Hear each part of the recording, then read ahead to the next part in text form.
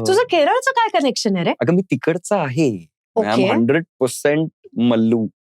100%. म्हणजे I am not half and half किंवा असं काहीच नाही. पण मग तुला माहिती नव्हतं हे की नाही, मला नव्हतं माहिती. मी in fact I was planning to ask you, तुझं आडनाव मराठी नाहीये, तू इतकं नाहीये. मराठी उत्तम बोलतोस आणि मग कारण असं तसं सगळं. मी पुण्यात मी वाढलो आणि हम्म. पण ते आय थिंक मल्लू लोकांच्या डीएनए मध्ये ते आहे.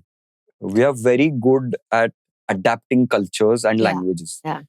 म्हणजे आता मी मराठी मल्याळी आहे, तसे मराठी मल्याळी खूप आहेत महाराष्ट्रभर. हम्म. मग बँगलोरला तू गेलीस तर there are many Malayalis who speak Kannada. If you go to Dubai, म्हणजे माझे कझन्स आहेत दुबईमध्ये, अबुधाबीमध्ये, त्यांना व्यवस्थित अरेबिक बोलता येतं.